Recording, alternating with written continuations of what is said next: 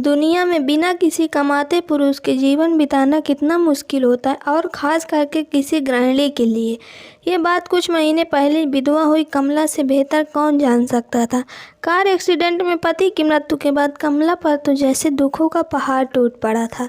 कमला की 2 बेटियां थीं जिनका पालन पोषण और पढ़ाई की जिम्मेदारी अब पूरी तरह से उस पर आ चुकी थी। उसके पति की थोड़ी बहुत सेविंग्स थी जो कुछ ही महीनों में अब शून्य होने को आई थी। भगवान जैसे उसकी कड़ी परीक्षा लेने पर ही तुला था, क्योंकि ले देकर उसके पास एक ही कमाई का जरिया था, जो थी उसकी गाय, पर वो भी बीमारी से मर चुके थे।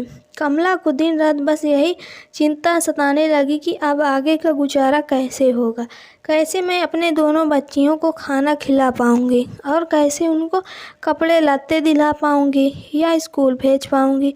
दिन रात की चिंता में कमला का चेहरा मुरझा रहा था, जो साफ साफ देखा जा सकता था।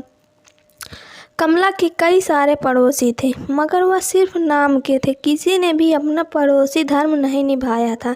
इनमें से एक पड़ोसी टीचर थे, जो कमला की परिस्थिति से भली भांति वाकिफ थे।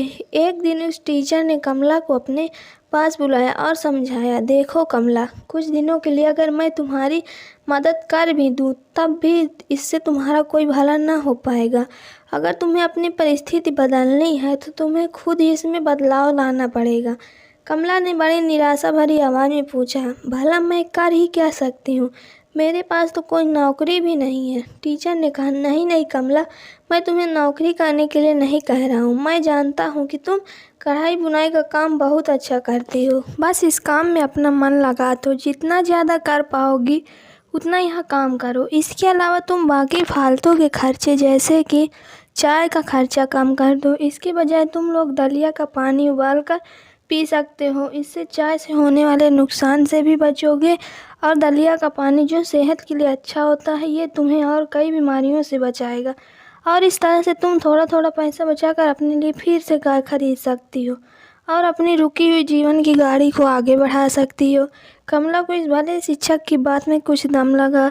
उसने वैसे किया जैसे इस टीचर ने उससे करने के लिए कहा था, और देखते ही देखते 1 साल बीत गया। साल के अंत में कमला के पास इतने पैसे बच गए थे कि वह एक गाय खरीद सके।